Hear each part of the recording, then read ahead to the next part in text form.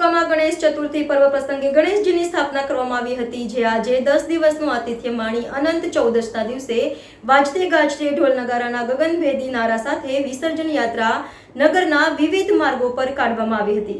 ડભોઈ શહેર તાલુકામાં ગણેશ ચતુર્થી પર્વ પ્રસંગે ગણેશજીની સ્થાપના કરવામાં આવી હતી, જે આજે 10 દિવસનું આતિથ્ય માણી અનંત ચૌદશના દિવસે વાજતે ગાજતે ઢોલ નગારાના ગગનભેદી નારા સાથે વિસર્જન યાત્રા નગરના વિવિધ માર્ગો પર કાઢવામાં આવી હતી।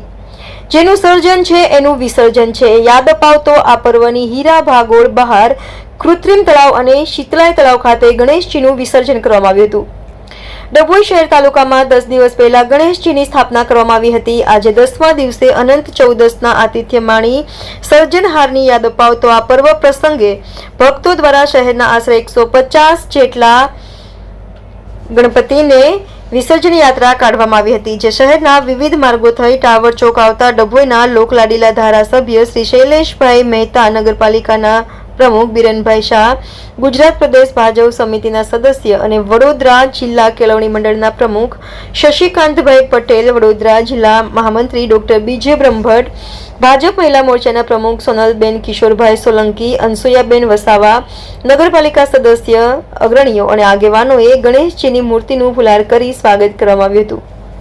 ત્યારબાદ હીરા ભાગોળ બહાર કૃત્રિમ તળાવ અને શીતલાય તળાવ ખાતે ભગવાન ગણેશજીની મૂર્તિની પૂજા અર્ચના આરતી કરી વાજતે ગાજતે આવતા વર્ષે પધારજોના ગગનભેદી નારા સાથે વિદાય આપી વિસર્જન કરવામાં આવ્યું હતું।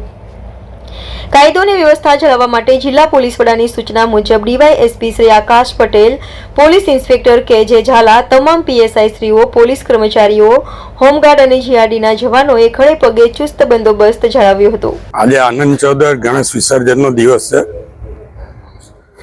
દરબાતી નગરી ડભોઈ તાલુકામાં મોટી સંખ્યામાં ગણેશજીની સ્થાપના કરવામાં આવી છે અને વિસર્જન માટે કોર્ટના આદેશથી આ વખતે પહેલીવાર કૃત્રિમ તળાવ પણ અહીંયા બનાવવામાં આવ્યું છે। લોકોમાં જાગૃતિ છે અને લોકો આ વખતે કૃત્રિમ તળાવમાં વિસર્જન કરી રહ્યા છે। આપ જોઈ શકો છો કે લોકો ખૂબ આનંદ ઉલ્લાસથી ગણેશ વિસર્જનનો ઉત્સવ ઉજવી રહ્યા છે।